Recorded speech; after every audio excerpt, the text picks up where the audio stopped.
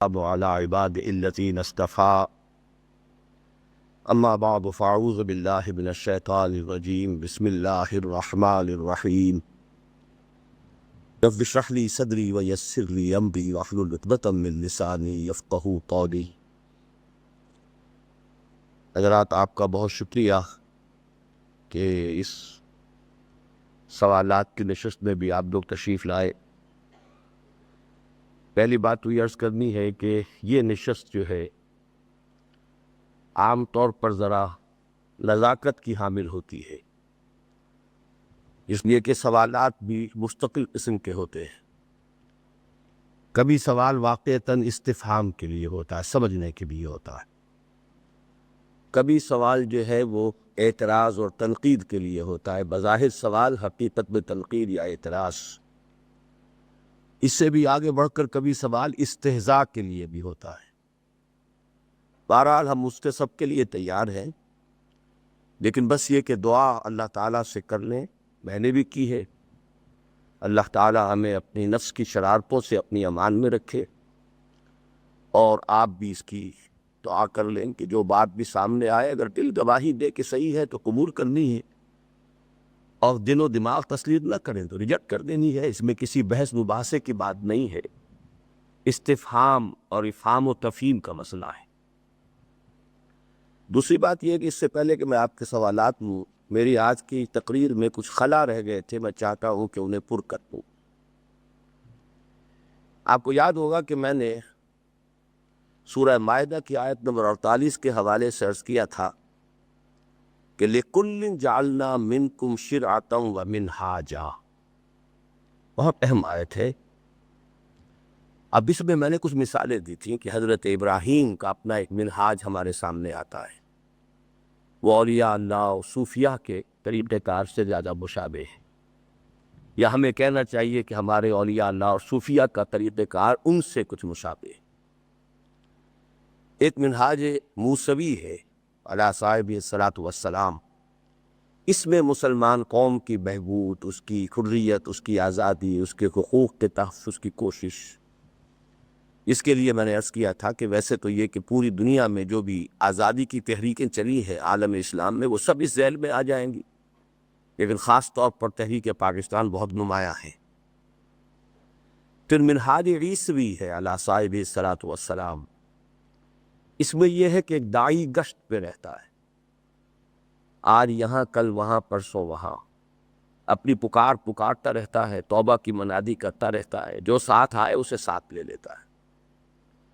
اس میں کچھ جزوی مشابہت ہمارے آج کل تبلیغی جماعت کے نظام سے، ان کا جو طریقہ کار ہے اس میں چلے لگا رہے ہیں۔ یہ دوسری بات ہے کہ یہ جزوی مشابہت کی بات ہے، وہاں تو پھر جو آ گیا تھا وہ مستقل آ گیا تھا، وہ ایک چلے یا دو چلے یا تین چلے کے لیے نہیں ہوتا تھا، لیکن جزوی مشابہت جو ہے وہ اس میں موجود ہے۔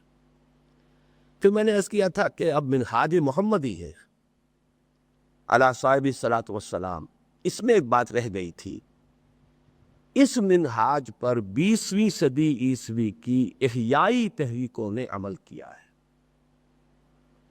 ان احیائی تحریکوں میں عالم عرب کی مشہور ترین تحریک الاخوان المسلمون، اگرچہ اس کے ذیل میں اور بھی بہت سی تھیں، عباد الرحمن، ترکی کی نورسی کی تحریک وغیرہ وغیرہ، لیکن یہ کہ مڈل ایسٹ میں جو اہم ترین ہے وہ الاخوان المسلمون، اور عالم ہند میں کہہ لیجئے، ہند و پاک کے علاقے میں کہہ لیجئے جماعت اسلامی، اگرچہ مخزومی پارٹی ایک ہوتی تھی انڈونیشیا میں اور فدائیین ہوتے تھے ایران میں، ان کے بارے میں بعد میں معلوم نہیں ہو سکا، یا میری معلومات کم ہے کہ مجھے معلوم نہیں ہے، لیکن یہ دونوں نمایاں جو ہے بہرحال اپنے اپنے ناموں کے ساتھ جماعت اسلامی کے نام سے 5 جماعتیں سو دنیا میں موجود ہیں: جماعت اسلامی بنگلہ دیش، جماعت اسلامی بھارت، جماعت اسلامی پاکستان، جماعت اسلامی آزاد کشمیر، جماعت اسلامی کشمیر، یہ 5 علیحدہ علیحدہ نظم۔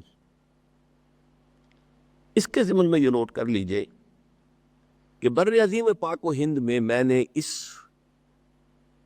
منہاج محمدی کی صلی اللہ علیہ وسلم فکری تجدید، میرے نزدیک اس کا سہرا علامہ اقبال کے سر پر ہے۔ انہوں نے اسلام کی انقلابی فکر کی تجدید کی ہے، اسے اجاگر کیا ہے، تازہ کیا ہے، واضح کیا ہے۔ لیکن اس کی تعمیل میں اولین کوشش مولانا ابوالکلام آزاد اور ان کی جماعت حزب اللہ، اور دوسری کوشش مولانا ابوالعلا مودودی اور ان کی جماعت اسلامی۔ اسی سلسلے کی تیسری کوشش میں ہم حقیر سی خدمات سر انجام دے رہے ہیں۔ یہ خلا تھا جو رہ گیا تھا، میں نے چاہا کہ وہ میں آپ کے سامنے واضح کروں۔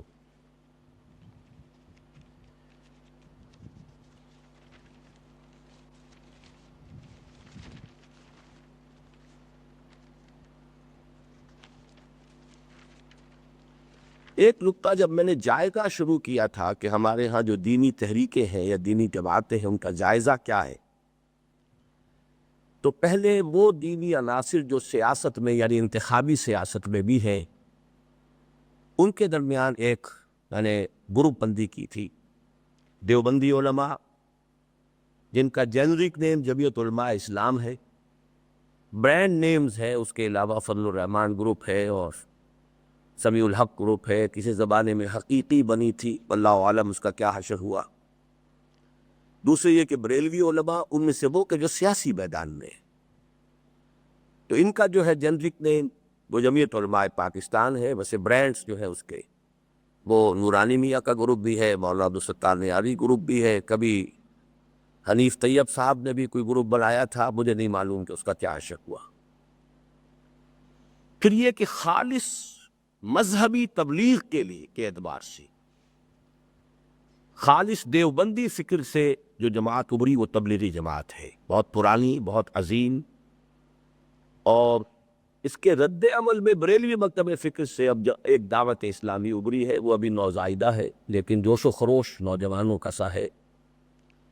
البتہ یہ کہ انہیں بھی ان تمام کا میں نے تذکرہ اس لیے کیا ہے، اور تیسرے نمبر پر علماء کا وہ حلقہ ہے کہ جو سیاست سے بھی کنارہ کش اور انقلاب سے بھی کنارہ کش، وہ درس و تدریس، دارالعلوم بنانا، قال اللہ قال رسول، اس پہ پوری زندگی اپنی کھپا دیتے ہیں، یہ ان کی زندگی کا مشن ہوتا ہے۔ ان سب میں جیسا کہ میں نے عرض کیا تھا، ان کی فقہ ایک، ان کے عقائد کی کتابیں ایک،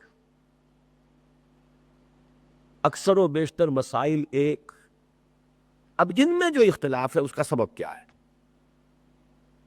چلیے شخصیتوں کا فرق ہو گیا، مولانا اسماعیل شہید ورسس مولانا فضل خیر آبادی پچھلی صدی میں ہو گیا، مولانا شاہ احمد رضا خان بریلوی ورسس مولانا شاہ اشرف علی تھانوی، وہ اس صدی کے آغاز میں یا پچھلی صدی کے اختتام پر ہوا۔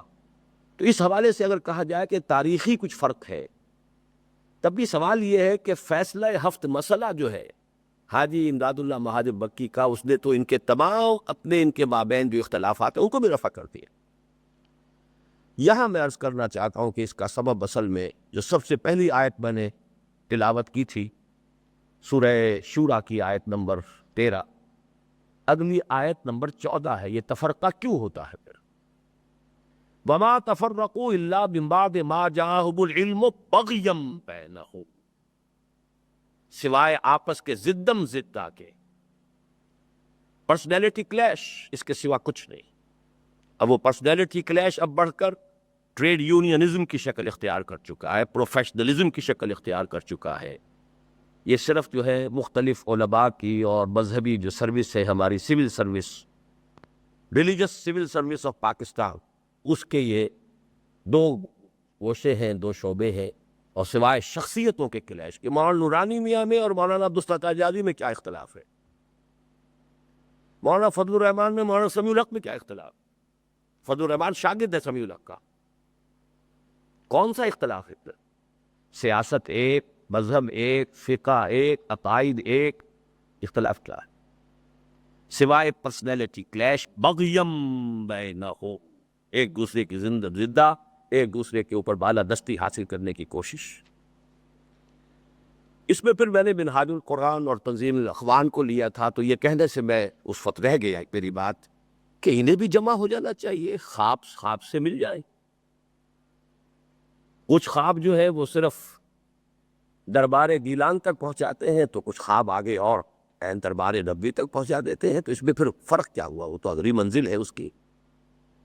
اس حوالے سے جب تصوف اور خواب اور ان تمام چیزوں ہی کی بنیاد کے اوپر اور روحانیت کا جو بھی، جو میں نے عرض کیا تھا کہ میرے مزاج کو اس سے اس لیے بے بودھ ہے کہ میں نے کہیں دور صحابہ، دور تابعین، طب تابعین میں اس کا تذکرہ نہیں سنا۔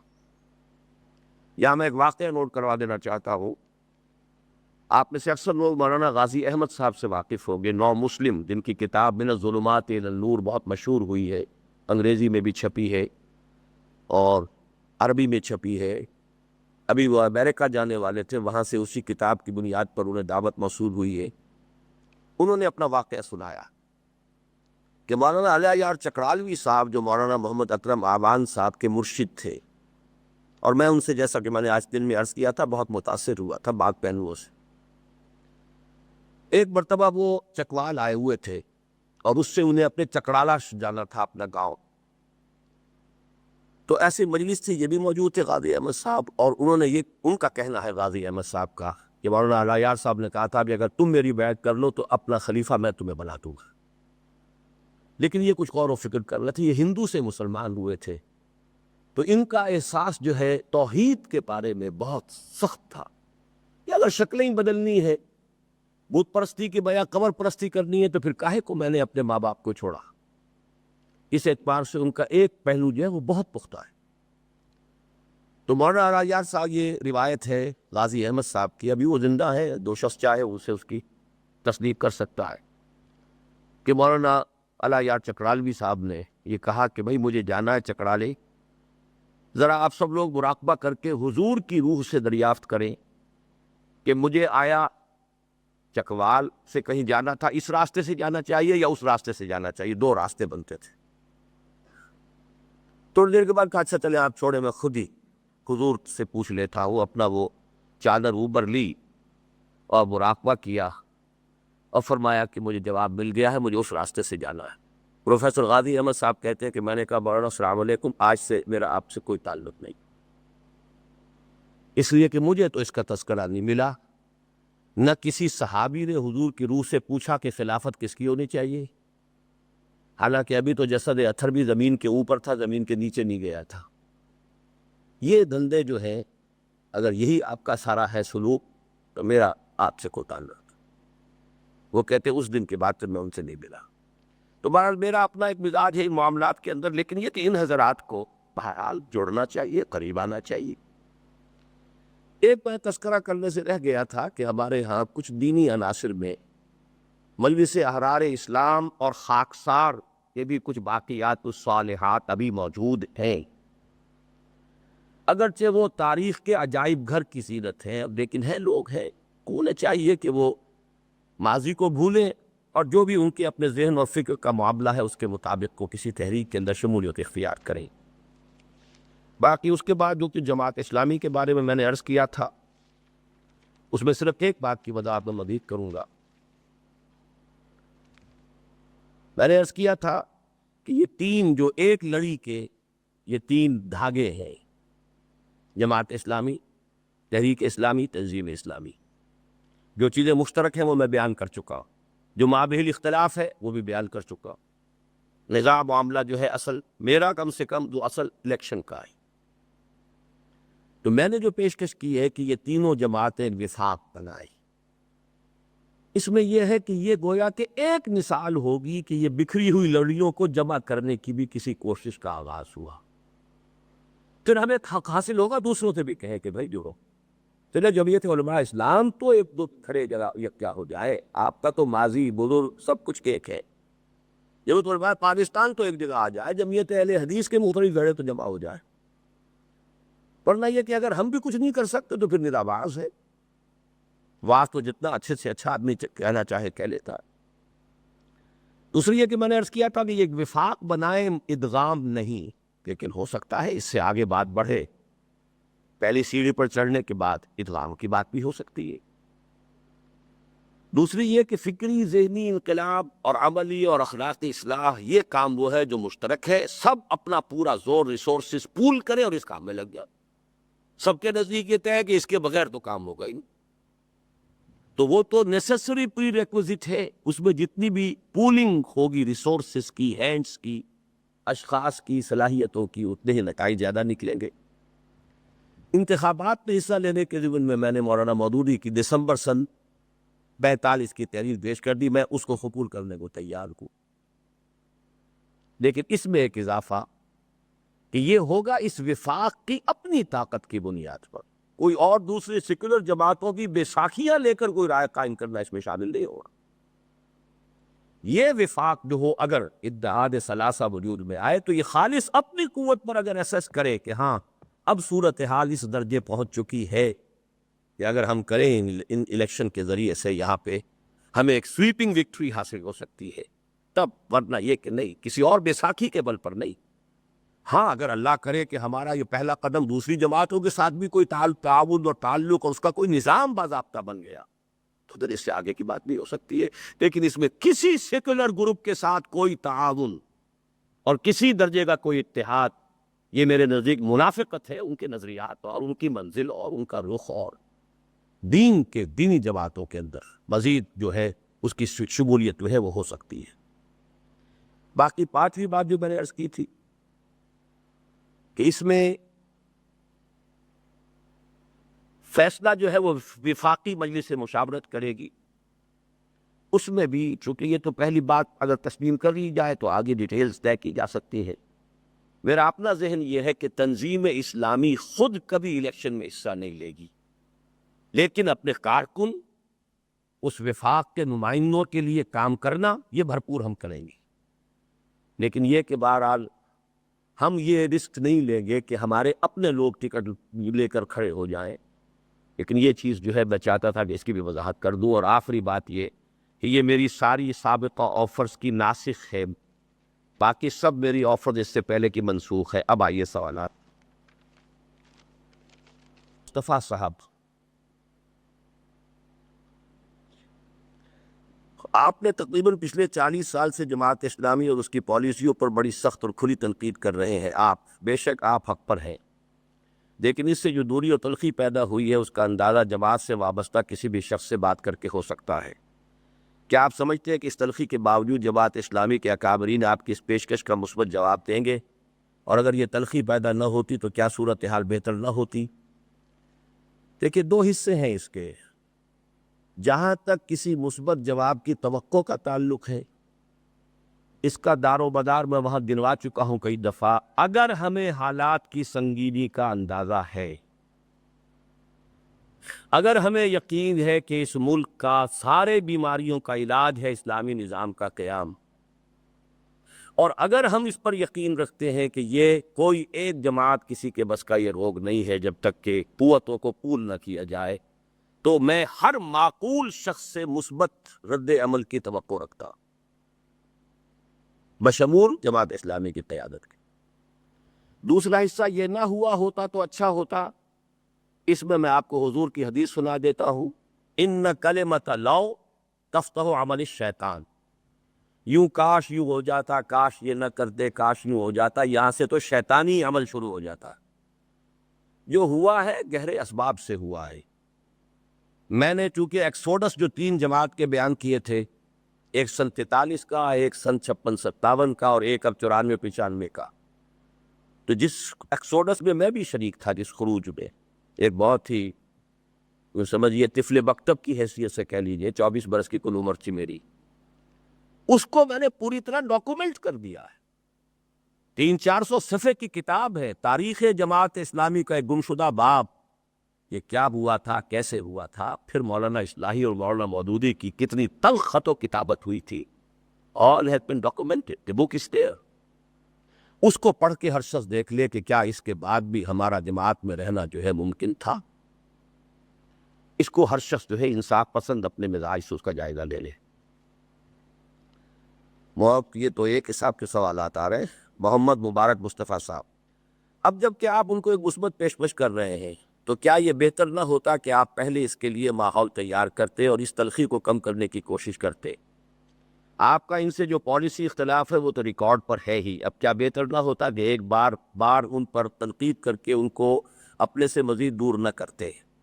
خاص طور پر اپنی پیشکش کے ساتھ ہی 10 کروڑ والی بات کر کے آپ نے ان کو خود ہی انکار کا جواب نہیں فراہم کر دیا۔ میں نے صاف کہا ہے کہ میرا الزام نہیں ہے، یہ جماعت اسلامی سے نکلنے والے بزرگ ترین لوگوں کا الزام ہے۔ میں اس کی نہ تصدیق کرتا ہوں نہ اس کی تکذیب کر سکتا ہوں۔ اس سے اندازہ یہ ضرور ہو جاتا ہے کہ یہ تیسرا خروج کس ماحول میں ہوا ہے۔ ہماری علیحدگی ہوئی تھی، اس طرح کا کسی الزام کا کسی کے حاشیہ خیال میں بھی آنا ممکن نہیں تھا، کجا یہ کہ زبان پر آنا۔ ایک دور وہ بھی تھا۔ پہلا اختلاف ہوا تھا، نہ پالیسی سے اختلاف تھا نہ نظریات سے اختلاف تھا، صرف مولانا مودودی کی شخصیت، وہ بھی یہ نہیں خدا نہ خواستہ کہ کوئی فاسق و فاجر انسان ہے معاذ اللہ، یہ تھا کہ جس درجے کا تدین اور تقوی اتنے عظیم کام کے لیے درکار ہے اس معیار پر پورے نہیں اترتے۔ مولانا محمد مقبول نعمانی، مولانا علی پیا یہ کہہ کے علیحدہ ہو گیا، اور ان کے ساتھ 1/3 جماعت پوری علیحدہ ہو گئی۔ دوسرا تھا پالیسی کا اختلاف، وہ ڈاکومنٹڈ ہے، جیسا کہ میں نے عرض کیا، وہ کتاب موجود ہے۔ اس حوالے سے میں یہ سمجھتا ہوں کہ، اور پھر اس کے بعد سے مسلسل میں ملتا رہا ہوں، میں نے ان سے سامنے پیشکشیں کی ہے، بار بار کی ہے، تو میرے نزدیک تو یہ کہ اس میں کسی جواز جو ہے انکار کا میری طرف سے پیدا نہیں ہوا ہے۔ میں نے اپنی طرف سے، آج چونکہ وقت کم تھا، میں نے ہر مرحلے پر جماعت کے لوگوں کو دعوت دی۔ میری قرآن کانفرنسیں ہوتی رہی ہیں، دیوبندی، بریلوی، اہل حدیث، تینوں مکاتب فکر کے علماء آتے رہے، کالجوں یونیورسٹیوں کے پروفیسر دانشور آتے رہے، جماعت اسلامی والوں کو دعوت دی، نہیں آئے۔ یہی نعیم صدیقی صاحب جو اب جماعت سے نکلے ہیں، 2 دفعہ ان کی خدمت میں حاضر ہوا، اور ریکارڈ پر ہے، خط و کتابت میں ریکارڈ پر ہے، ان کا جو جواب آیا وہ بھی ریکارڈ پر ہے۔ میاں طفیل محمد صاحب نے کہا کہ ہمیں قرآن کی بنیاد پر جمع ہو جانا چاہیے، میں نے فوراً کہا میں حاضر ہوں، آپ بتائیے پروگرام کیا ہے۔ کامن پلیٹ فارم بنانا چاہتے ہیں کہ ہم قرآن کی بنیاد پر جمع ہو جائیں، تو میں حاضر ہوں۔ فرمایا نہیں، تمہارے ساتھ نہیں۔ خط موجود ہے، چھپا ہوا ہے، کتاب کے اندر موجود ہے۔ میری طرف سے کوئی کوتاہی، کوئی کمی نہیں ہوئی۔ جماعت اسلامی کے نائب امیر خرم جاں مراد یہاں آ کر ہمارے ہاں تقریر کر گئے، ہم نے بلایا، ان کا کرم ہے کہ وہ آئے، مجھے تو آج تک کبھی نہیں بلایا گیا۔ تو یہ کہ میری طرف سے اس طرح کی کوئی پیشکشیں نہیں ہوئی ہوں، یہ تو اب تاریخ موجود ہے، اس کو تو آپ جو ہے، ہر چیز ڈاکومنٹڈ ہے، ابھی تو معلوم ہوگا اصل میں یہ ریکارڈ میں نے رکھا کیوں ہے۔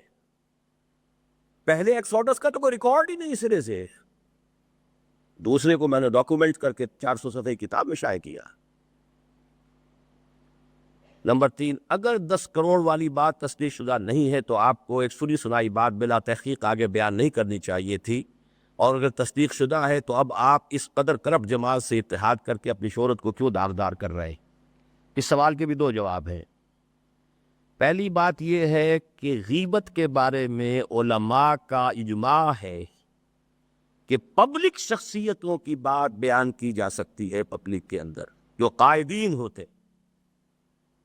ذاتی کا معاملہ ہے تو ذاتی آپ وضاحت کر لیجئے، لیکن یہ کہ public leader is a public property, لہذا اس کے بارے میں بات کرنے کا حق حاصل ہے، اس وضاحت کے ساتھ کہ میں اس کی نہ تصدیق کر سکتا ہوں اور نہ تکذیب۔ باقی یہ میں آپ کو بتا دوں کہ میں اس شخص کا نام بھی آپ کو بتا سکتا ہوں جس نے کہا کہ میں اس ڈرائیور سے واقف ہوں جو 10 کروڑ روپیہ نواز شریف صاحب کے ہاں سے لے کر آیا ہے، اور وہ کانپ رہا تھا کہ یہ میری وین میں جو کچھ جا رہا ہے اس وقت کیا حشر ہوگا اگر کسی کو پتہ چل جائے۔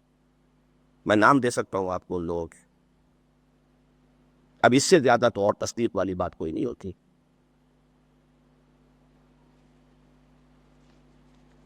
باقی رہ گیا جماعت، ایک ہے جماعت کی قیادت، ایک ہے جماعت کے عام کارکن اور ارکان۔ قیادت سے بھی اگر یہ غلطیاں ہوئی ہیں تو کون انسان بری ہے، کون معصوم ہے؟ غلطیوں سے توبہ کریں، آئندہ کی اصلاح کریں۔ ہم نے اپنے آپ کو کبھی پاک نہیں قرار دیا، ہمارے اندر بھی خطائیں ہیں، خامیاں ہیں، غلطیاں ہیں، لیکن اصلاح کریں اور اس کے ساتھ دوبارہ افسر نو ایک ہمت کریں، کمر کسیں۔ افتخار احمد صاحب،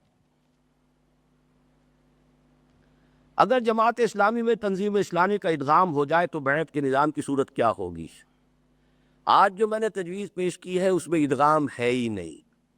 میں نے کہا وفاق بنے، تینوں تنظیموں کا اپنا نظام علیحدہ علیحدہ قائم رہے، اشتراک عمل، اس کے قواعد و ضوابط، الیکشن کے بارے میں فیصلہ تینوں کی مشترکہ باڈی کرے، جس میں 50% جو ہے اس کے اندر شراکت جو ہے جماعت اسلامی کی۔ میں 25% پر قانے ہوں، اور 25% نعیم صدیقی صاحب کو دے رہا ہوں، میرے بزرگ ہیں، اگرچہ ایک جماعت کی حیثیت سے کہ آمدیوں کے پیر شدی، ویسے تو وہ پیر ہے، بوڑھے ہیں، پیرانہ سالی میں ہیں، 80 برس کو پہنچے ہوئے ہیں، لیکن یہ کہ بہرحال جماعت تو ان کی ابھی نوزائیدہ ہی ہے، پھر بھی 25% دیتا ہوں، لیکن یہ کہ ہر جماعت کے 50% کی رائے اور ٹوٹل کی 2/3%. پھر اس کے بعد آگے اگر ہوا تو نظام کا سوچیں گے، تو پھر یہ کہ بیعت کا مسئلہ بھی سوچ لیں گے، کیا پتہ وہی قائل ہو جائیں بیعت کے، اور اگر اتنا بڑا خیر وجود میں آ رہا ہو تو میں بیعت سے جو ہے بجائے اس کے، چونکہ دوسرے نظام کو بھی میں نے ہمیشہ مباح کہا ہے، کبھی حرام نہیں کہا، جیسے الیکشن کو کبھی حرام نہیں کہا اگرچہ ایکسرسائز ان فیوٹیلیٹی کہا ہے، دوسرے نظام دستوری جمہوری کو بھی حرام نہیں کہا اگرچہ میرے نزدیک واحد منصوص معصور مسنون قرآن و سنت میں جس کا ذکر ہے، سیرت میں جس کا ذکر ہے، 1400 برس کی ہماری تاریخ میں جس چیز کا ذکر ہے، وہ سوائے بیعت کے کوئی بنیاد ہے ہی نہیں. یا نکاح ہے عورت اور مرد کا، اور یا بیعت ہے، اللہ اللہ خیر صلی اللہ، تیسری ایسوسیشن کی کوئی فارم مجھے معلوم نہیں ہے. اور نکاح بھی ایک طرح کی بیعت ہی ہے. عورت پروپوز کرتی ہے، نوٹ سمجھ لیجئے، جیسے بیعت کرنے والا بیعت کرتا ہے، جس سے بیعت کی جائے وہ بیعت قبول کرتا ہے. نکاح میں بھی لڑکی کی طرف سے ایجاب ہوتا ہے، قبول کرتا ہے شوہر، اور اس میں یہ بات شامل ہے کہ شوہر کی اطاعت کرنی ہے، اگرچہ اطاعت کا دائرہ ہے، فی المعصیت نہیں ہوگی اطاعت، لا طاعت لمخلوق فی معصیت الخالق، لیکن اس دائرے کے اندر فالصالحات و قانتات، نیک بیویاں تو وہی ہیں کہ جو اپنے شوہروں کی فرما بردار ہیں. کرسچین میرج میں مجھے معلوم ہوا جب سارا فرگوسن کی شادی ہو رہی تھی اینڈریو کے ساتھ، تو اس کا ایک جملہ بڑا پیارا مجھے یاد رہ گیا. وہ بڑی چنچل قسم کی لڑکی تھی، اس نے کہا I am not that timid type of woman, I am not going to say I will obey him. معلوم ہوا کرسچین میرج میں تو لڑکی سامنے کھڑے ہو کر کہتی ہے میں اس کا حکم مانوں گی، بیعت ہی اور کیا ہے. تو ہمارے نزدیک تو ہو سکتا ہے وہ قائل ہو جائے، نہ ہو تو اگر دوسری بات ہی ہو تو میں نے اسے کبھی بھی حرام نہیں سمجھا. اور اسی لیے میں مولانا اصلاحی صاحب کے ساتھ تنظیم اسلامی میں اشتراکی عمل کے لیے تیار تھا، حالانکہ مجھے معلوم ہے کہ وہ بیعت کے شدت کے ساتھ مخالف ہیں. اگر ان کے ہوتے ہوئے تنظیم جو ہے بند تھی تو اس کے اندر بیعت کا نظام نہ ہوتا. نمبر 2، جماعت اسلامی کے کارکنوں کا مزاج تو سیاسی ہو چکا ہے، جسے بدلنا شاید تقریباً ناممکن ہو چکا ہے. تبلیغی جماعت میں پھر ادغام کیوں نہ کیا جائے جبکہ ہم خود بھی مرحلہ دعوت میں. تبلیغی جماعت کا فکر انقلابی نہیں ہے، ہدف انقلابی نہیں ہے، وہ خالص مذہبی تبلیغ کر رہے ہیں جس میں کہ اصل شے جو ہے عبادات، اتباع سنت، وضع قطع، شکل و صورت، اس کے اندر حضور سے قرب حاصل کرنا. ایمان پیدا ہوتا ہے، اس میں کوئی شک نہیں ہے، عمل کے ذریعے سے ایمان پیدا ہوتا ہے، پریکٹس سے بھی کنوکشن پیدا ہوتی ہے. وہ میں تفصیل سے لکھ چکا ہوں ان چیزوں کو، اسلام کی نشر ثانیہ کرنے کا اصل کام میرا کتاب چٹو ہے. لیکن میں اس لیے اس سے کہہ رہا ہوں کہ وہ ہو یا دعوت اسلامی ہو، وہ خالص تبلیغی اصلاحی، اس سے آگے اگر وہ انقلاب کا ہدف معین کر دے تو میری پیشکش ہمیشہ دے رہی ہے، معین کرے میں حاضر. اور امر بالمعروف اور فضائل کی تلقین کے ساتھ ساتھ وہ ذرا نہیں عن المنکر کا بیڑا بھی اٹھائیں، اس لیے کہ قرآن مجید میں تو گاڑی کے 2 پہیے 9 جگہ آئے ہیں ساتھ ساتھ، جہاں کہیں آیا ہے امر بالمعروف ساتھ ہی نہیں عن المنکر بھی آیا. وَلْتَكُن مِّنكُمْ أُمَّةٌ يَدْعُونَ إِلَى الْخَيْرِ وَيَأْمُرُونَ بِالْمَعْرُوفِ وَيَنْهَوْنَ عَنِ الْمُنكَرِ وَأُولَٰئِكَ هُمُ الْمُفْلِحُونَ. كُنتُمْ خَيْرَ أُمَّةٍ أُخْرِجَتْ لِلنَّاسِ تَأْمُرُونَ بِالْمَعْرُوفِ وَتَنْهَوْنَ عَنِ الْمُنكَرِ وَتُؤْمِنُونَ بِاللَّهِ. التائبون العابدون السائحون الراکعون الساجدون الآمرون بالمعروف الناہون عن المنکر والحافظون لحدود اللہ. آمرون بالمعروف کے ساتھ یہ لازم حصہ ہے، وہ کریں میں حاضر. عبد الحفیظ وٹو ایڈوکیٹ. دستور پاکستان کی موجودگی میں آپ جو انقلاب اسلامی لانا چاہتے ہیں اس کی قابل عمل شکل کیا ہوگی اور کون سا طریقہ کار اختیار کیا جائے گا؟ میں آپ کو دیکھ رہا تھا کہ آپ تشریف فرما ہیں، لیکن اب اصل میں یہ سوال میری آج کی گفتگو کا موضوع نہیں تھا. اس پر تو مفصل کتاب میری منہج انقلاب نبوی ہے. میرے نزدیک آخری اقدام جو ہوگا وہ تقریباً وہ ہوگا کہ جو ایران میں ایرانیوں نے اٹھایا. لیکن ہوگا نہیں عن المنکر کے حوالے سے کہ یہ حرام کام ہے، اسے بند کرو ورنہ ہم بند کر دیں، نہیں چلنے گے، مارو ہم پر گولیاں چلاؤ، اس کے سوا نہیں۔ الیکشن سے نہیں ہوگا، محض تبلیغ سے نہیں ہوگا، محض دعاؤں سے نہیں ہوگا، محض خواہشات سے نہیں ہوگا، ان کاموں سے نہیں ہوگا۔ جانیں دینی پڑے گی، ایک جان دینی ہے دو طرفہ جنگ میں جو حضور کے زمانے میں ہوئی ہے، دو طرفہ جنگ، وہاں ایک طرف مسلمان دوسری طرف کافر، آج ادھر بھی مسلمان ادھر بھی مسلمان۔ نمبر دو، اس وقت کوئی اسٹیبلشڈ گورنمنٹ نہیں تھی، اسٹینڈنگ آرمیز نہیں تھی، ادھر بھی والنٹیئر تھے ادھر بھی والنٹیئر تھے، فرق صرف نمبر کا تھا۔ آج اسٹیبلش گورنمنٹ ہے ود آل دی پیرافرنیلیا، ساری ڈیفنس فورسز، پیراملٹری فورسز کے ساتھ، ایئر فورس کے ساتھ۔ تو اجتہاد کی ضرورت ہے۔ میری کتاب جو ہے منہج انقلاب نبوی، اس کا 11واں باب اسی پر ہے کہ انقلاب کا جو منہاج حضور کی سیرت سے میں نے ڈیڈیوس کیا ہے، اس میں صرف ایک جگہ پر اجتہاد کی ضرورت ہے، اور وہ یہ مقام ہے۔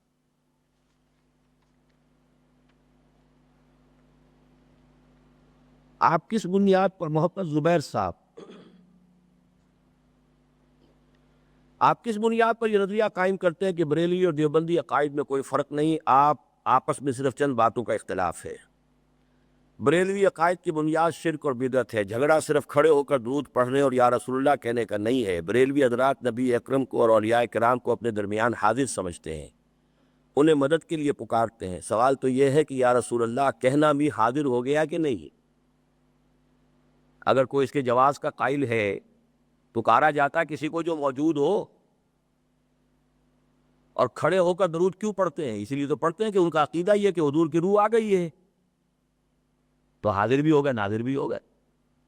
اور یہ حاجی امداد اللہ مہاجر مکی فرما رہے ہیں، جو مرشد ہیں اور پیر ہیں مولانا اشرف علی تھانوی صاحب کے۔ وہ تو آپ زلزلہ نامی کتاب پڑھیے، جو کچھ آپ کو بریلویوں علماء کے ہاں چیز مل جائے گی، سب کچھ وہ دیوبندی علماء کے ہاں موجود۔ فلاں جگہ پر یہ مسئلہ پیش آ گیا تھا، فلاں بزرگ کی روح آئی اور اس نے میری یہ مشکل حل کر دی، یہ آپ کو دیوبندی و اکابر کے اپنے واقعات مل جائیں گے، کوئی فرق نہیں سوائے پرسنالٹی کلیش کے۔ بہرحال یہ میرا نظریہ ہے، آپ اس پر مزید غور کر لیں۔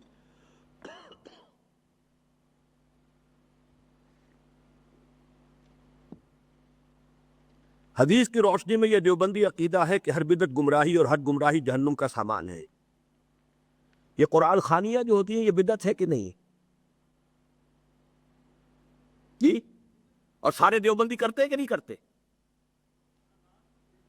جی، تو اب گویا کہ دیوبندی ان کے اور پیروکار ہو گئے تو چھٹی ہو گئی۔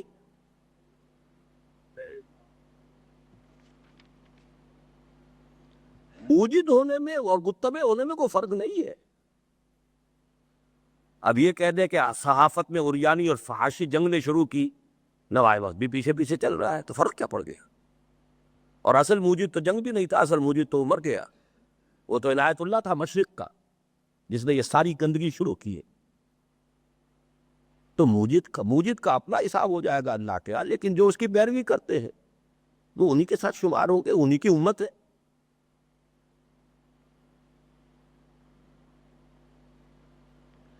کیا ایسا نہیں ہو سکتا کہ جماعت اسلامی کے ساتھ تعاون کے لیے آپ باقاعدہ تحریری دعوت نامہ انجمن کے لیٹر پیڈ پر قاضی صاحب کو بھجوائیں؟ انجمن کے لیٹر پیڈ پر نہیں، تنظیم اسلامی کی بات ہو رہی ہے، انجمن کی بات نہیں ہو رہی ہے۔ لیکن یہ کہ ہم اس کو یہ پورے کیسٹس جو ہے انہیں بھجوا دیں گے، صرف ایک خط سے تو وہ بات جو واضح نہیں ہوتی۔ یہ ایک پرچے پر 2 سوال ہیں 2 حضرات کے۔ محمد نعیم، ٹائم کا کیا حساب ہے ہمارے پاس؟ ہے ابھی ہے 40 منٹ۔ محمد نعیم صاحب کون سے ہیں؟ آپ نے آج ہی اپنے خطاب کی جو سوال جواب کی نشست رکھی وہ کچھ مناسب نہیں، کیونکہ ابھی تو لوگوں کو اخبار اور دوسرے ذرائع سے معلوم ہوگا، پھر رد عمل ظاہر ہوگا، تو کیا یہ نشست چند دن کے بعد رکھنی چاہیے تھی؟ میں تو اصل میں پرسوں تو جا رہا ہوں امریکہ، آ کے رکھ لوں گا ایک اور نشست۔ اس عرصے میں آپ بات کو بڑھائیے، ان چیزوں کو پھیلائیے، اکابر تک پہنچائیے، جو فعال کارکن ہیں ان تک پہنچائیے۔ اخبارات میں تو رپورٹنگ صحیح نہیں آتی، بہت بریف ہوتی ہے، اس کی وجہ سے بھی تاثر غلط ہو جاتا ہے. وہ تو اپنی سرخیاں خود بناتے ہیں اپنے ذوق کے مطابق. بات نیچے متن میں کچھ اور ہوتی ہے. وہ منچے بھی سرائے، وہ تمبورہ منچے بھی سرایت، وہ اوپر جو سرخی ہے وہ کچھ اور بول رہی ہوتی. اس کا تو کچھ فائدہ نہیں. البتہ ان چیزوں کو پھیلائیے، پہنچائیے. اس کے بعد یہ ہے کہ پھر انشاءاللہ واپسی پر رکھ لیں گے. آج کل کے علماء حضرات میں کوئی ایسا بھی ہے جس نے شرعی تعلیم مکمل کرنے کے بعد سلوک کی منازل طے کیوں ہو؟ مجھے اس عالم دین کی تلاش ہے. میرے خیال میں وہ ماضی کے اولیاء کا عکس ہوگا. ڈاکٹر محمد قاسم صاحب. میں سمجھتا ہوں بہت سے ایسے علماء ہیں جنہوں نے جدید جو نظام تعلیم ہے اس سے فراغت کے بعد سلوک شروع کیا ہے. اس میں آپ اگر جو اندہ یا بندہ تلاش کریں گے تو مل جائیں گے. لیکن یہ ضروری نہیں ہے کہ وہ ان اولیاء کا عکس کامل بھی ہو. یہ تو ایک شرط پوری ہوئی نا. ایک شرط سے گویا کہ ہر شے کی اور ساری اعتبار سے مشابہت نہیں ہو جاتی. ڈاکٹر محمد قاسم صاحب، ڈاکٹر محمد زبیر صاحب. قاسم صاحب تو آپ ہی ہوئے، زبیر صاحب آپ. لائے عمل آپ پہلے بھی دیتے ہی رہتے ہیں، مگر مسئلہ اپنی ذات، اپنی تنظیم اور انا کے بتوں کو پاش کرنا ہے. کیوں نہ آپ ہی یہ پہل کریں کہ ایک جماعت جو ان تمام جماعتوں اور مذہبی تنظیموں سے بڑے بڑے وفود کی صورت میں ملے اور اتحاد کے لیے انہیں التجا کرے. میں بتا چکا ہوں، میں قاضی حسین احمد صاحب سے ملا ہوں، میں مولانا فضل الرحمان سے ملا ہوں، ان کے مولانا اختر شیرانی صاحب اور محمد خان شیرانی صاحب سے ملا ہوں، جو بھی مجھے اپنے ذہن کے قریب. کہ جیسا کہ آپ کو معلوم ہے ہم نے مولانا محمد اکرم آوان صاحب کو بلایا ہے. ان کے لوگوں کے ساتھ بہت سی نشستیں ہوئی ہیں کہ ہمیں بتائیے آپ کے سامنے طریقہ کار کیا ہے. تو اس پر ہم عمل کر رہے ہیں. اور یہ اپنے انا کے بت کو پاش کرنے کا میں آپ کو بتا دوں کہ ہم جس شدت کے ساتھ الیکشن کی نفی کرتے رہے ہیں، ہمارے بہت سے ساتھیوں کا کہنا یہ تھا کہ ہرگز آپ یہ تجویز پیش نہ کریں، اس لیے کہ اس سے ایک رد عمل ہوگا کہ انہوں نے اپنی بات جو ہے ختم کر دی. لیکن میں یہ سمجھتا ہوں کہ ہمیں اپنی انا کے خول میں یا اپنے بنائے ہوئے جو اس طرح کی چیزیں ان کے خول کے اندر گرفتار نہیں ہو جانا چاہیے. حرام حرام ہے. میں نے الیکشن کو کبھی حرام نہیں کہا ہے، آج تک کبھی نہیں کہا ہے. تنظیم میں بھی ہمارے ہاں بنیاد حرام اور حلال ہے اور فرض کی پابندی. آگے جو شخص نوافل جتنے چاہے ادا کرے نہ کرے اس کی مرضی. فرائض کا پابند، حرام سے مجتنب. باقی مکروہات سے آج کی دنیا میں کون بچا ہوا ہو؟ لہذا اس اعتبار سے اس انا کے بت کو پاش کرنے کے بعد آج یہ بات کہی ہے. میں ہماری ناقص رائے میں اصل مسئلہ رہنماؤں کا ہے. ہر جگہ رہنما یہ دعویٰ ضرور کرتے ہیں کہ اتحاد ضروری ہے، اس کی ترغیب اپنے ساتھیوں کو دیتے ہیں، مگر خود چل کر نہیں جاتے. میں آپ کو بتا رہا ہوں چل کر گیا ہوں. میں نے قاضی حسین احمد صاحب کو خط لکھا، چونکہ انہوں نے مولانا حامد میاں رحمۃ اللہ علیہ کا یاد میں جلسہ ہوا تھا اس ٹاؤن ہال میں، اور مولانا نہیں جو صدر تھے خان محمد صاحب جو سجادہ نشین ہے کندیاں شریف کی جو خانقاہ ہے اس کے، وہ صدر تھے. مولانا سعید الرحمان علوی سیکریٹری تھے، اسٹیٹ سیکریٹری. دو بار بار کہہ رہے تھے کہ جماعتیں جو ہیں مختلف چھوڑیں ان الیکشنوں کو اور کوئی اور راستہ تلاش کریں. میں نے اپنی تقریر کی تھی، میں نے کہا تو میرا تو موقف ہی یہ ہے، اب میں اس میں اور مزید کیا کہوں. لیکن بعد میں معلوم ہوا کہ حسین احمد صاحب بھی آئے. قاضی صاحب میں اس وقت آ چکا تھا اپنی تقریر کر کے. انہوں نے وہاں کہا کہ مولانا آپ بلائیے علماء کو اور بٹھائیے خان محمد صاحب سے مخاطب ہو کر اور سوچیں اس پر. میں نے انہیں خط لکھ دیا کہ یہ مولانا کب بلائیں گے اور کب سب جماعتیں جمع ہوں گی، نہ نو من تیل ہو اور نہ رادہ ناچے. میں حاضر ہوں، پہلے میں آپ سے بات کرنے کو تیار ہوں. اگر آپ میرے پاس آئیں گے تو میرا اعزاز ہوگا، اور اگر مجھے اپنے پاس آنے کے لیے کہیں گے تو یہ میرے لیے سعادت ہوگی. وہ مجھ سے کئی سال چھوٹے ہیں، جمعیت کے میرے بہت جونیئر رکن ہیں. انہوں نے مجھے سعادت بخشی، میرے اعزاز کا لیے انہوں نے معاملہ نہیں کیا کہ آپ آ جائیے. میں کیا چل کر میں پوچھے رقیب میں بھی سر کے بل گیا. میں تو گیا ہوں، اب بھی جانے کو تیار ہوں، سوچنے کو تیار ہو، غور و فکر کرنے کو تیار ہو. نہیں صدیقی صاحب علیحدہ ہوئے جماعت سے 2 مرتبہ ان کی خدمت میں حاضر ہو چکا ہوں. تو میں نے تو اس میں کبھی کوئی کمی نہیں کی. الحمدللہ اللہ تبارک و تعالیٰ نے آپ کو یہ سعادت بخشی ہے اور آپ کوشاں بھی ہیں، کیوں نہ آپ ہی قدم اٹھائیں۔ میں نے تو عرض کر دیا ہے، آج کل ہمارے دینی رہنماؤں کے زیادہ دورے بیرون ممالک رہتے ہیں، کیا یہاں کے حالات سے وہ نبٹ چکے ہیں؟ کیوں نہ پہلے اپنا گھر درست کریں۔ میرا تو یہ مستقل موقف ہے کہ باہر جانا بنیادی طور پر غلط ہے، لیکن آپ کی اپنی کھوئی ہوئی بھیڑیں ان ملکوں کے اندر موجود ہیں۔ بہترین ٹیلنٹ یہاں سے ٹیلنٹ ڈرین ہوا ہے یہاں سے۔ میں ان کی بازیابی کے لیے جاتا ہوں، ان میں سے بہت سو کو کھینچ کر واپس لا چکا ہوں میں۔ اس حوالے سے چونکہ وہ ذرا فاصلے پر بیٹھ کر دیکھ رہے ہوتے تو کچھ غیر جانبدارانہ بھی ان کا ایک ویو ہوتا ہے، جو خود انوالوڈ ہے جماعتوں کے اندر وہ اپنی جماعتی سوچ سے اوپر نہیں ہو سکتے۔ They are observing from a distance, اور اس حوالے سے صحیح رائے قائم کر سکتے ہیں زیادہ۔ پھر ان میں جو ہے جیسا کہ میں نے عرض کیا بہترین ٹیلنٹ، مجھے تو وہ شعر میں نے کئی مرتبہ اپنی تقریروں میں پڑھا ہے۔ کبھی ہمارے کسی بزرگ نے انگلستان کا دورہ کیا اور وہاں کی لائبریریوں میں اپنی پرانی کتابیں دیکھی تو مرثیہ کہا، یہ موتی علم و حکمت کے کتابیں اپنے آبا کی، جو دیکھیں ان کو یورپ میں تو دل ہوتا ہے سی پارا۔ ہمارے آبا کے موتی جو تھے علم و حکمت کے، ان کی تصانیف آئی رکھی ہوئی وہاں ہیں، اس کے قدردان وہاں ہیں، یہاں کوئی نہیں۔ اسی طرح میں وہاں دیکھتا ہوں ان لوگوں کو تو میرا دل ہوتا ہے پارا پارا، اور میں ان کو ریکلیم کرنے کی کوشش کر رہا ہوں۔ یہاں آئے، یہاں ہے اصل میں مسئلہ، اصل مارکا یہاں ہے۔ میجر امین منہاج صاحب نے ایک مطبوعہ انٹرویو میں یہ کہا ہے کہ آپ نے اتحاد کے بعد انہیں کہا تھا کہ آپ میری بیعت کر لیں، برائے کرم وضاحت فرمائیں۔ ظفر اقبال صاحب بلوچ،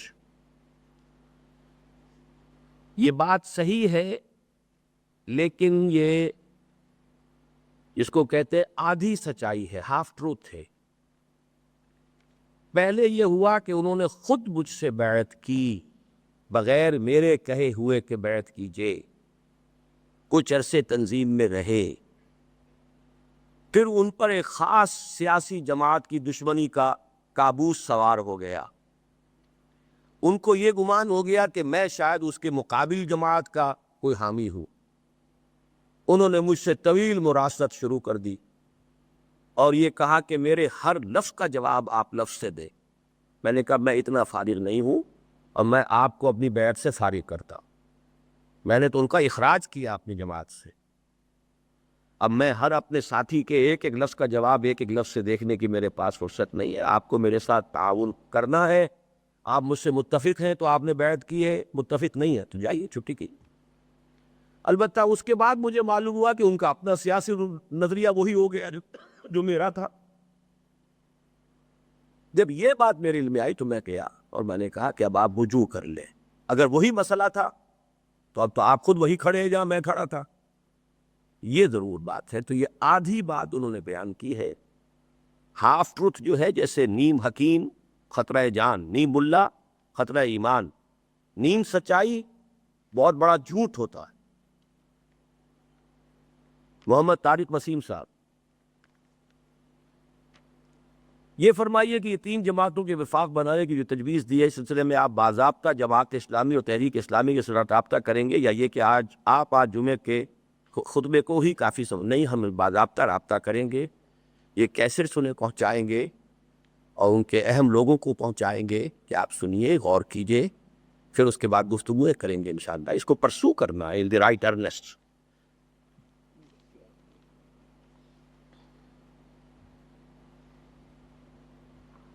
دینی جماعتوں کے اتحاد کے سلسلے میں تنظیم اسلامی کیا عملی اقدامات یا پیش رفت کر رہی ہے یا کرنے والی ہے؟